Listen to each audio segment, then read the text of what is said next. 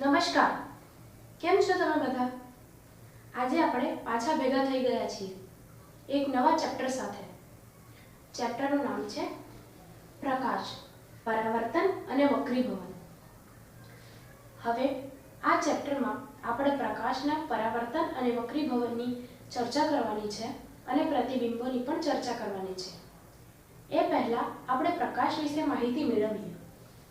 પ્રકાશનું કિરણ, અહીં મોટા ભાગના જેટલા પણ આપણે ડાયગ્રામનો ઉપયોગ કરશું, આકૃતિઓનો ઉપયોગ કરશું, એની અંદર પ્રકાશનું કિરણ અથવા તો તેનાથી બનતા પ્રતિબિંબની વાત છે. હવે આ જે પ્રકાશની વાત અહીં થઈ રહી છે, આ પ્રકાશ કોઈ પણ કિરણ સ્વરૂપે હોઈ શકે છે. અહીં કોઈ એક ચોક્કસ પ્રકાશ એટલે કે સૂર્યપ્રકાશ અથવા લાઇટ દ્વારા થતા પ્રકાશની વાત કરવામાં આવી નથી. હવે પ્રકાશનું પરાવર્તન અને વક્રીભવન જે ચેપ્ટરનું નામ છે, એમાં પરાવર્તનને આપણે પહેલા સમજવાના છીએ. તો અત્યારે આપણે વક્રીભવનને ભૂલી જઈએ અને માત્ર પરાવર્તનની આ વિડીયોમાં આપણે ચર્ચા કરવાના છીએ. એક વિડીયો પરાવર્તન પર આજે આપણે સમજવાના છીએ, ત્યાર પછી વક્રીભવન માટે અલગથી વિડીયો બનશે અને આની અંદર ઘણા બધા સૂત્રો પણ છે. આ બધા જે સૂત્રો છે તેને સમજવા માટે એક અલગ વિડીયો, જેની અંદર આપણે તેની પ્રેક્ટિસ પણ કરીશું, દાખલા પણ સોલ્વ કરીશું. તો હવે આપણે પ્રકાશના પરાવર્તન વિશે આગળ વધીએ. હવે આપણે સમજીએ કે પ્રકાશનું પરિવર્તન વાસ્તવિકતામાં છે શું. આ આકૃતિ તમે જોઈ શકો છો. આ આકૃતિની અંદર આ એક સપાટી છે કે જે પોલિશ કરેલી છે. અહીં એક કિરણ આપાત થઈ રહ્યું છે અને એ કિરણ ફરી વખત પાછું જાય છે, જેને નિર્ગમન કિરણ પણ કહે છે. હવે આ બંનેના વચ્ચે એક આ રેખા છે. આ જે રેખા છે તે વાસ્તવિકતામાં હોતી નથી, પરંતુ આ એક કાલ્પનિક રેખા છે કે જેને કલ્પના કરવામાં આવી છે. વાસ્તવિકતામાં તે રેખા નથી. હવે આ જે કાલ્પનિક રેખા છે તેને લંબ કહેવામાં આવે છે. હવે આપણે આ જે આકૃતિ છે તેના દ્વારા પ્રકાશના પરાવર્તનને સમજીએ છીએ. જ્યારે કોઈ પણ પોલિશ કરેલી સપાટી પર કોઈ પણ કિરણ આવે છે ત્યારે તે પરત પાછું ફેંકાય છે અને આ રીતે પ્રકાશનું પરાવર્તન થાય છે. હવે અહીં આ જે લંબ છે તે લંબ આ બંને આપાત કિરણ અને નિર્ગમન કિરણ એ બંનેના વચ્ચે આવેલું છે. તેનાથી એક કાલ્પનિક રીતે આ બંનેના ભાગ થાય છે એવું કહી શકાય. પરંતુ અહીં એક વસ્તુ ખૂબ ધ્યાન રાખવા જેવી છે અને એ છે કે આપાત કિરણ, નિર્ગમન કિરણ અને પ્રકાશના પરાવર્તનની આખી પ્રક્રિયા માત્ર પોલિશ કરેલી સપાટી પર જ થઈ શકે છે. ખરબચડી સપાટી પર આ વ્યવસ્થિત રીતે થતી નથી, અથવા તો પોલિશ કરેલી સપાટી ન હોય ત્યારે તે આ રીતે નિર્ગમન પામશે નહીં. હવે પ્રકાશના પરાવર્તન જે થાય છે તેના મુખ્યત્વે બે નિયમો છે. તો હવે આપણે આ નિયમોને સમજીએ. આ નિયમો એટલે કે ખૂણો I બરાબર ખૂણો R. અહીં આ નિર્ગમન કોણ છે. અહીં લંબ અને આપાત કિરણ વચ્ચે જે આ ખૂણો બની રહ્યો છે, અહીં નિર્ગમન કિરણ અને લંબ વચ્ચે અહીં જે આ ખૂણો બની રહ્યો છે, આ બંને ખૂણાઓ એટલે કે આપાત કોણ અને નિર્ગમન કોણ આ બંને સરખા હોય છે. આ બંનેનું માપ સરખું હોય છે. જો ધારો કે આ લંબ સાથે 30 અંશનો ખૂણો બનાવે છે, ત્યારે અહીં નિર્ગમન કોણ પણ લંબની સાથે 30 અંશનો જ ખૂણો બનાવતું હોય. એટલે આ એક નિયમ છે કે આપાત કોણ અને નિર્ગમન કોણ એટલે કે ખૂણો I અને ખૂણો R એકબીજાને સમાંતર છે, બરાબર. અહીં બરાબરનું ચિહ્ન છે એટલે કે આ બંનેનો જે માપ છે તે સરખો જ હોય છે. હવે જોઈએ આપાત કિરણ, નિર્ગમન કિરણ અને લંબ એક જ સપાટી પર આવેલા હોય છે. તમે જોઈ શકો છો કે આ રીતે એક જ સપાટી છે અને ત્રણેય કિરણો, આ એક કાલ્પનિક કિરણ, આપાત અને નિર્ગમન, ત્રણેય કિરણો એક જ સપાટી પર આવેલા છે અને આ રીતે પ્રકાશનું પરાવર્તન થાય છે. ચાલો હવે આપણે આગળ વધીએ. હવે આપણે ગોળીય અરીસાઓ વિશે સમજવાના છીએ. તો ગોળીય અરીસાઓ જે છે તે આ પ્રકારના હોય છે. અહીં તમે જોઈ શકો છો કે આ રીતે આ સપાટી છે કે જે વાંકી વળેલી છે. આ પ્રકારના જેટલા પણ અરીસાઓ છે આ અરીસાઓ હોય છે અંતર્ગોળ અરીસાઓ, અને આ રીતે જે બહારની તરફ હોય છે તેને બહિર્ગોળ અરીસાઓ કહે છે. સામાન્ય રીતે આપણે અરીસાઓ આપણા ઘરના કબાટમાં વગેરેમાં જોતા હોઈએ છીએ, પરંતુ અંતર્ગોળ અરીસા અને બહિર્ગોળ અરીસા એ બંને અલગ અલગ રીતે ઉપયોગી છે. હવે આપણને આ પ્રકારના અરીસાઓ ક્યાં ક્યાં જોવા મળે છે તેના વિશેની માહિતી મેળવીએ. અંતર્ગોળ અરીસાઓ મોટા ભાગે ટોર્ચ લાઇટ, હેડલાઇટ, દાઢી કરવાનો અરીસો અને દાંતના ડોક્ટરો દાંતને ચેક કરવા માટે જે ઓજાર વાપરે છે એની અંદર આ વસ્તુ કામ આવે છે. અંતર્ગોળ અરીસાના ઘણા બધા આવા ઉપયોગો છે. બહિર્ગોળ અરીસાઓ જે છે તે મુખ્યત્વે જે વાહનો છે એની પાછળની તરફ જોવા માટે જે અરીસાઓ સાઈડમાં લગાવેલા હોય છે તેની અંદર ઉપયોગ કરવામાં આવે છે. હવે આ પ્રશ્ન અંતર્ગોળ અરીસાના અને બહિર્ગોળ અરીસાના ઉપયોગો જણાવો, આ પ્રશ્ન 2 માર્કમાં પૂછાઈ શકે ખરો. એટલે તમારે આના બંનેના શું ઉપયોગો છે અને ક્યાં ક્યાં ઉપયોગ થાય છે તે અને એની આકૃતિ ધ્યાનથી જોઈ લેવાની છે. અને જ્યારે તમને આ પ્રશ્ન પૂછાય ત્યારે તમે આ રીતે આકૃતિ પણ દર્શાવી શકો છો. પ્લસ કદાચને તફાવતના રીતે પણ પૂછાય તો તે બંનેના ઉપયોગો જુદા છે, તે બંનેનો આકાર જુદો છે. આ રીતે પણ તમે તફાવતના જ 2 ટોપિક બનાવી શકો છો. હવે આપણે આગળ અભ્યાસ કરીએ. હવે આ પ્રકારના જે કંઈ અરીસાઓ છે એ અરીસાઓને કેવી રીતે આપણે બિંદુ દ્વારા નિરૂપણ કરી શકીએ તે જોઈએ. વિદ્યાર્થી મિત્રો, અહીં તમે જુઓ કે આ એક અંતર્ગોળ અરીસો છે. આ જે બાબત હું તમને સમજાવવા જઈ રહી છું તે અંતર્ગોળ અરીસા અને બહિર્ગોળ અરીસા બંનેના માટે સરખી જ છે. હવે અહીં આ P તરીકે બિંદુ દર્શાવાય છે કે જે અંતર્ગોળ અરીસાની સપાટી પર આવેલો છે. તેને આપણે P કહીએ છીએ, જે મુખ્યત્વે ધ્રુવ છે. હવે તેનાથી થોડે દૂર આપણે F દર્શાવીએ છીએ. F છે આપણું મુખ્ય કેન્દ્ર, અને આ જે આપણું મુખ્ય કેન્દ્ર છે તેના અને P વચ્ચેનું જેટલું અંતર છે એટલા જ અંતર માપનું F પરથી એટલું જ દૂર એક બિંદુ C છે કે જે આપણું વક્રતા કેન્દ્ર છે. હવે તમે એક વસ્તુ સમજો કે અહીં P, F અને C આ રીતે આપેલા છે. P એટલે કે ધ્રુવ, F એટલે કે મુખ્ય કેન્દ્ર અને C એટલે કે વક્રતા કેન્દ્ર. આ પ્રકારની આકૃતિ છે. હવે આ આપણે શીખ્યા છે શું કામ? આપણે આ એટલા માટે શીખીએ છીએ કે અલગ અલગ અંતરે જ્યારે આપણે આ અરીસો છે તો આ અરીસાની સામે જ્યારે આપણે અલગ અંતરે વસ્તુને મૂકશું તો એનું પ્રતિબિંબ કેવું રચાશે, કેવા પ્રકારનું તે પ્રતિબિંબ દેખાશે એ આપણે જાણવાના છીએ. અને એના માટે આ પ્રકારે આપણે બિંદુ નિરૂપણ કર્યું છે. હવે આગળ આપણે જે ભણવાના છીએ એની અંદર આપણે માત્ર ડાયાગ્રામ જેને કહીએ આકૃતિઓ તે જોવાની છે, અને આ આકૃતિઓ પરથી આપણે તારણ કાઢીશું.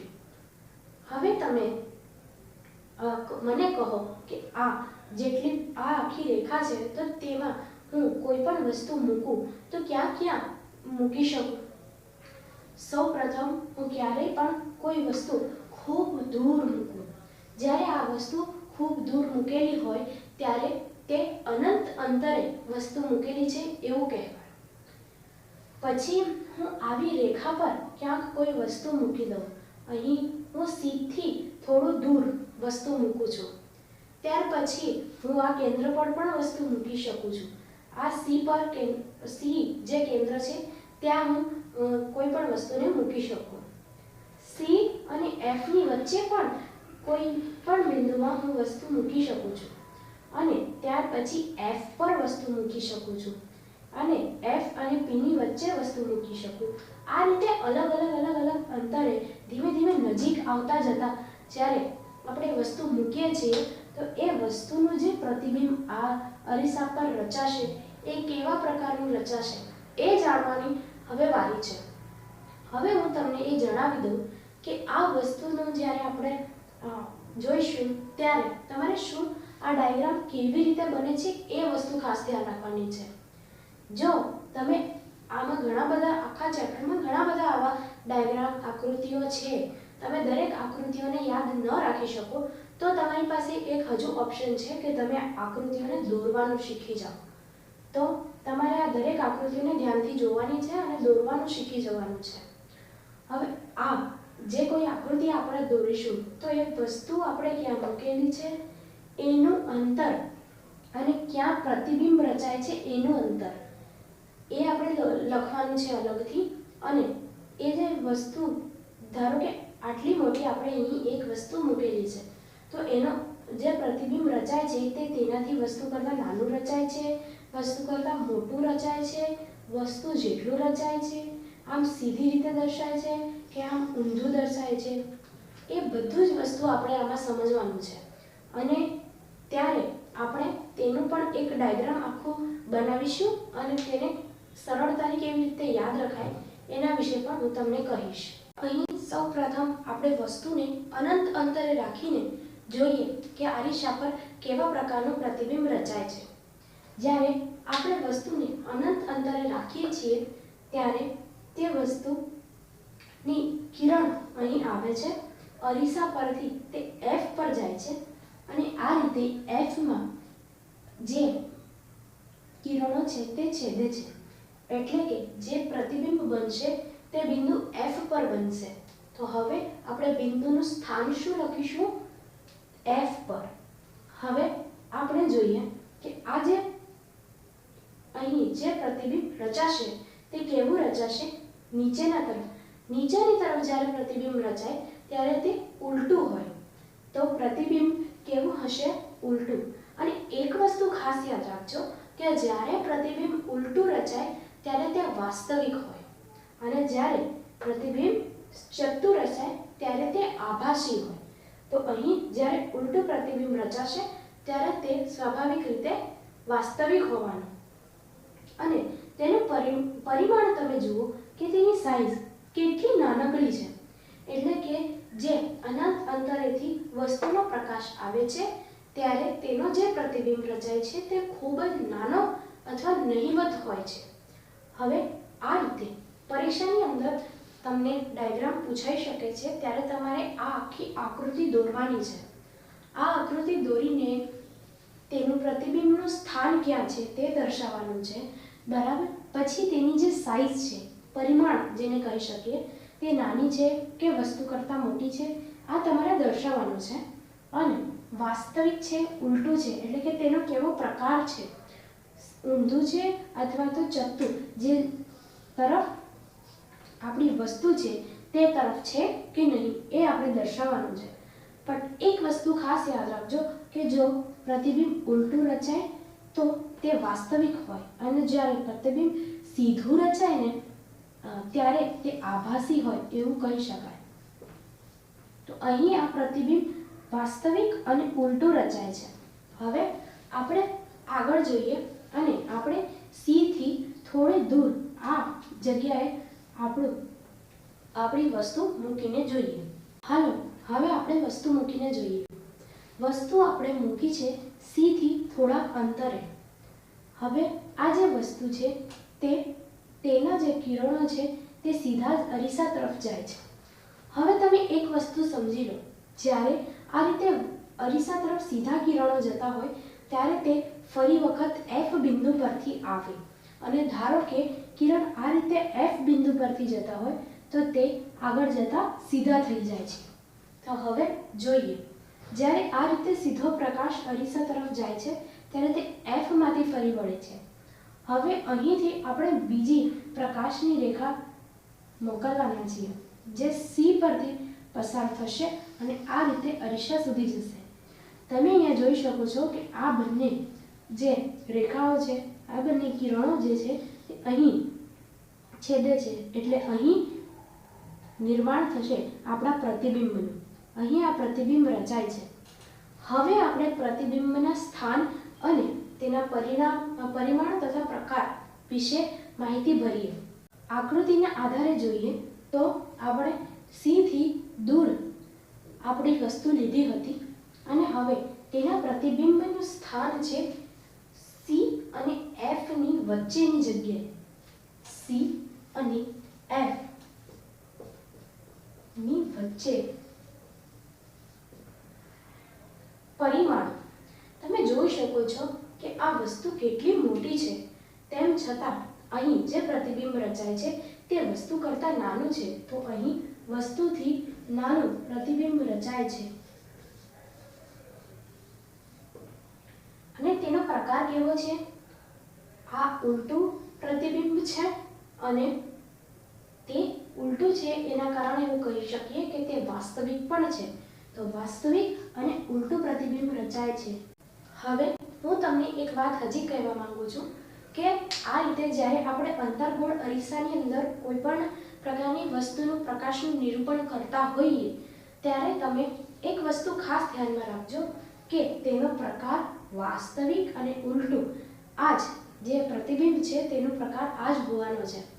છેલ્લે માત્ર એક એવી કન્ડિશન આવશે કે જેની અંદર આ તેનો પ્રકાર બદલાશે, તેમ છતાં આપણે છેલ્લે તેને જોઈ લઈશું, પરંતુ અત્યારે આપણે વાસ્તવિક અને ઉલટું અંતર્ગોળ અરીસામાં પ્રકાર હોય છે એ આપણે યાદ રાખવાનું છે. હવે આપણે આપણી વસ્તુ ક્યાં દર્શાવવાના છીએ? હવે જરીક હજી નજીક આપણે C પર પોતાની વસ્તુ દર્શાવીને જોઈએ. ચલો સાથે મળીને આગળ વધીએ. અહીં આપણે એક વસ્તુ બનાવી દઈએ. C બિંદુ પર આ વસ્તુ છે, તેના સીધા કિરણો આ રીતે આગળ વધશે અને તે F પરથી પાછા ફરશે. આટલું તો આપણે સામાન્ય રીતે કરીએ જ છીએ. હવે આગળ અહીંથી બિંદુ હંમેશા C પર આપણે પસાર કરીએ છીએ. અહીં તો જાતે જ વસ્તુ C પર છે, તો તેનો પ્રકાશ ત્યાંથી તો પસાર નહીં થાય, પરંતુ તે F પરથી પસાર થશે. આ જુઓ, F પરથી પસાર થઈને આ રીતે એક કિરણ સીધું થઈ જશે અને ત્યારે આ રીતે પ્રતિબિંબ રચાશે અને તે ત્યાં જ રચાશે બિંદુ C પર. તો હવે આપણે જોઈ લઈએ કે બિંદુ C પર આ જે પ્રતિબિંબ રચાય છે તેનો પ્રકાર શું છે, તેનું પરિમાણ શું છે અને તેનું સ્થાન ક્યાં છે. તો આ પ્રતિબિંબનું સ્થાન તમને ક્યાં દેખાય છે? બિંદુ C પર.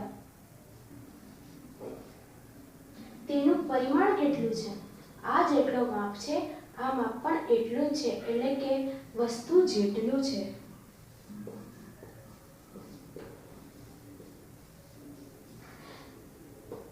અને જે પ્રમાણે તેનો પ્રકાર તો વાસ્તવિક અને ઉલટો જ છે.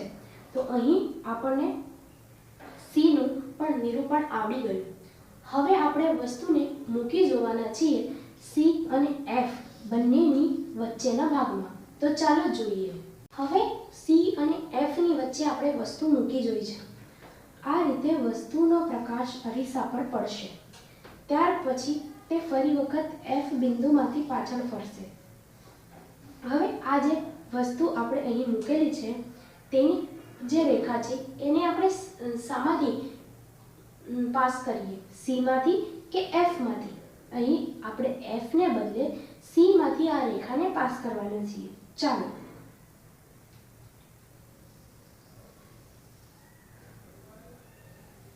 આ બંને રેખાને લંબાવતા તે ખૂબ દૂર અહીં છેદે છે. અહીંનું અંતર ખૂબ વધારે છે, એટલે કે તે C થી ખૂબ દૂર પ્રતિબિંબ રચે છે. તો હવે આપણે પ્રતિબિંબનું સ્થાન લખીએ. પ્રતિબિંબ C થી દૂર રચાય છે અને તેનું પરિમાણ તમે જુઓ, તેની જે સાઈઝ છે એ જુઓ. વસ્તુ કેટલી નાની છે તેમ છતાં તેનું પરિમાણ કેટલું વધારે છે, એટલે અહીં આપણે વસ્તુથી મોટું પરિણામ દર્શાવીશું.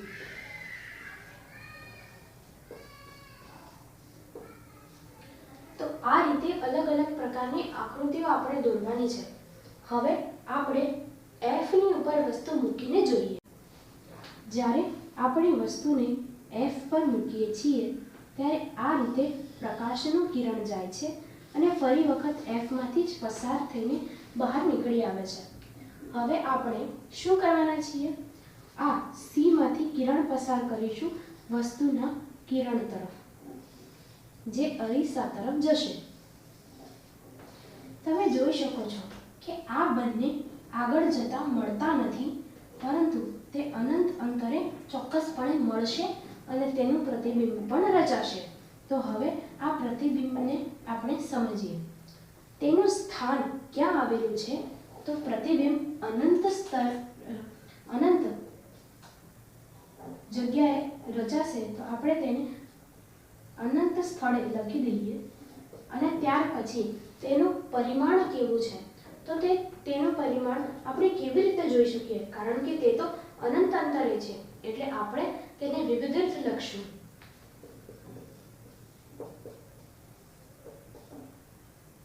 અને હંમેશા જેમ હોય છે તે પ્રમાણે તેનો પ્રકાર વાસ્તવિક અને ઉલટો હોવાનો છે.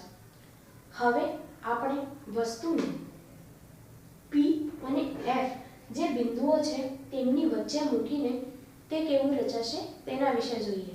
તો આપણે લઈ આવ્યા છીએ એક વસ્તુ અને મૂકી દીધી છે F અને P ની વચ્ચે.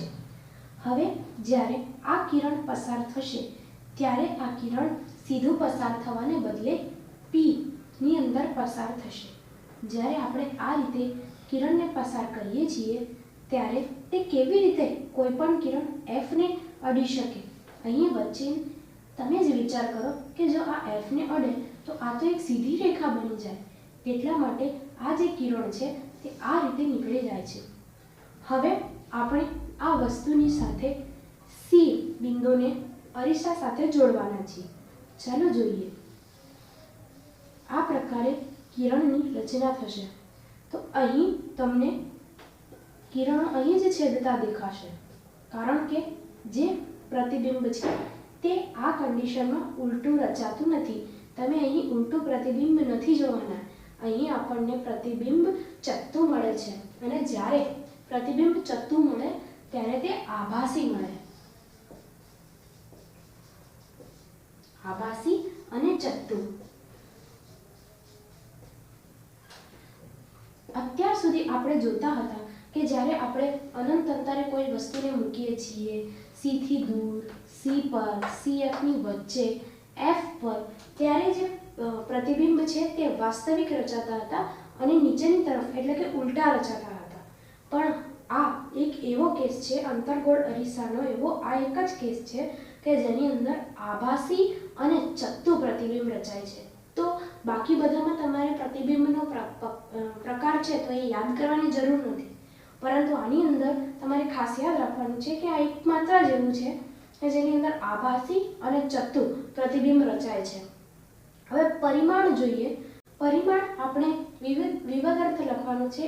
એનું પાછળનું કારણ છે કે અહીં પરિમાણ આપણને ચોક્કસ રીતે ખબર પડતી નથી, કારણ કે રેખાઓ ક્યાં છેદ છે એના વિશેની ચોક્કસ માહિતી આપણને અહીં મળતી નથી. તો આ રીતે આપણને જે વસ્તુનું પ્રતિબિંબ છે તે અરીસાની પાછળના ભાગે મળે છે.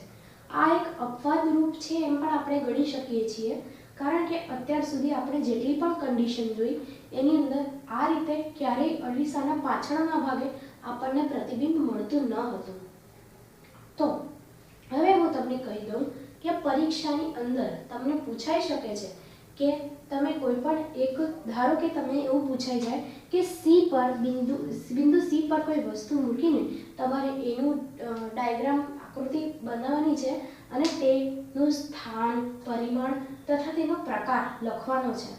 તો તમારે એના માટે તૈયાર રહેવાનું છે અને ડાયાગ્રામ બનાવતા પ્લીઝ તમે શીખી જજો. જો તમને આ રીતે ડાયાગ્રામ બનાવતા ન આવડતું હોય તો તમારે એક કોષ્ટક યાદ રાખી લેવાનું છે. આ પ્રકારે આ કોષ્ટક પરીક્ષાની અંદર પૂછાઈ શકે તો આ કોષ્ટકમાંથી તમે જવાબ લખી શકો છો.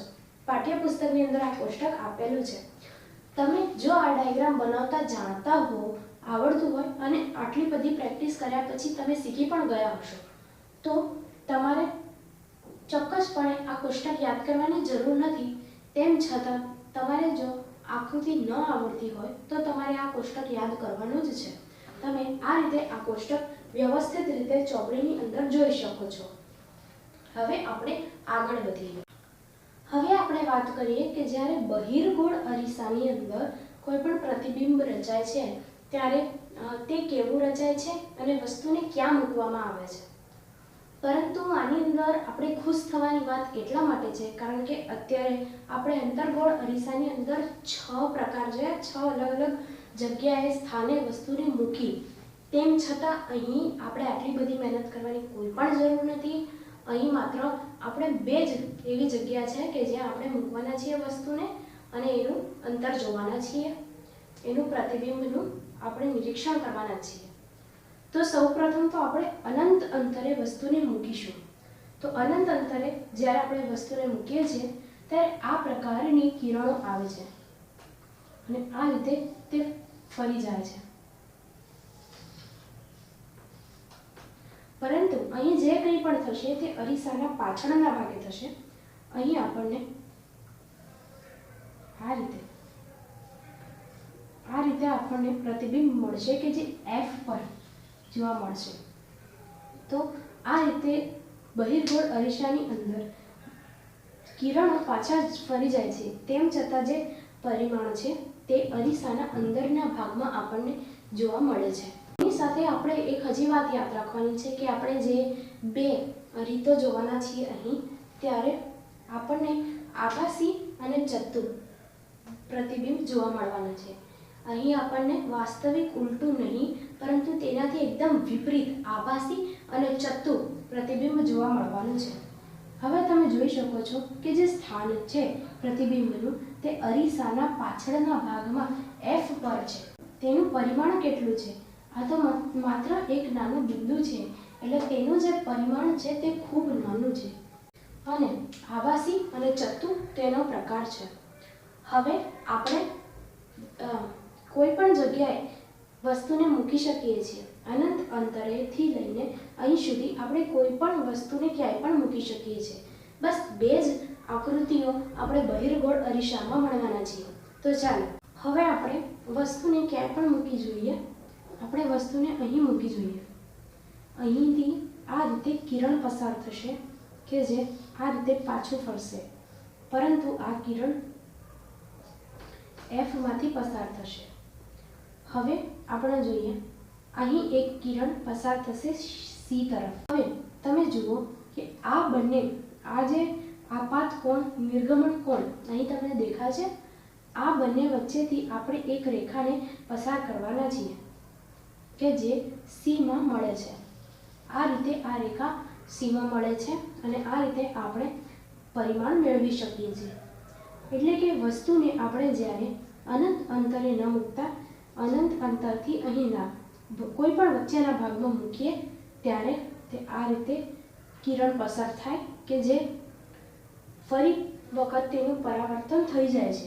તેમ છતાં તે એવું લાગે છે કે તે F પર આ રીતે F સુધી આવે છે અને ત્યાર પછી જ્યારે આપણે તેને C માંથી પસાર કરીએ છીએ ત્યારે આપણે તેનું પરિમાણ મેળવી શકીએ છીએ. તો ચાલો જોઈએ તેનું સ્થાન શું છે. અહીં તેનું સ્થાન આપણે જોઈ શકીએ છીએ કે આ રીતે અહીં આ બંને છેદે છે. તો અહીં આ રીતે વસ્તુ છે. વસ્તુનું પરિમાણ કેવું દેખાય છે? તે વસ્તુ કરતાં નાનું દેખાઈ રહ્યું છે. તો અહીં જે વસ્તુનું પરિમાણ જે રચાય છે તે નાનું તો છે પણ સાથે P અને F ની વચ્ચેના ભાગમાં રચાય છે. હવે આ બધી જે કંઈ આકૃતિઓ છે ખૂબ વધારે અઘરી છે, પરંતુ જો આપણે તેને બનાવતા શીખી જઈએ તો તે અઘરી નથી લાગતી. હવે તમે એવું પણ કરી શકો છો કે જેમ મેં કહ્યું તેમ તમે કોષ્ટકને યાદ કરી શકો છો અને ત્યાર પછી તમને ખૂબ સરળતાથી આ બનાવતા આવડી જશે. પરંતુ તેમ છતાં આ એવો એક વિષય છે કે જેની અંદર તમારે ખૂબ વધારે પ્રેક્ટિસની જરૂર પડે છે. આ એક એવું ચેપ્ટર છે કે જો તમે વારંવાર પ્રેક્ટિસ કરો તો જ તમને આ આવડશે. હવે આજના વિડીયોમાં આપણે માત્ર આટલું જ રાખશું. આજના વિડીયોમાં આપણે અભ્યાસ કર્યો કે બહિર્ગોળ અરીસો અને અંતર્ગોળ અરીસો શું છે, તેમાં અલગ સ્થાને જ્યારે આપણે વસ્તુઓ મૂકીએ છીએ તો તેનું પ્રતિબિંબ કેવું રચાય છે અને ક્યાં રચાય છે, તેની સાઇઝ કેવી હોય છે. હવે તેની સાથે આપણે અભ્યાસ કર્યો કે એ બંનેના ઉપયોગો શું છે અને આખો જે ડાયાગ્રામ છે તે આપણે દોર્યો અને દોરતા શીખ્યા. તો હવે તમે જો મારી આ ચેનલને સબસ્ક્રાઈબ ન કરી હોય તો મેટ્રિક પાસ ચેનલને સબસ્ક્રાઈબ કરી દો. અને હવે બોર્ડની પરીક્ષાઓ ધીમે ધીમે નજીક આવે છે, તો એના માટે પ્રિપેરેશન કરવા આપણે તૈયાર થઈ જવાનું છે. તો મારી આ વિડીયોને વધારેથી વધારે શેર કરો. અને તમને જો કોઈ પણ આકૃતિ દોરતા ન આવડી હોય હજી સુધી, તો તમારે તે વિડીયોને પાછળ કરીને ફરી વખત જોઈ લેવાની છે કે આ આપણે આકૃતિ કેવી રીતે દોરી છે. Thank you so much.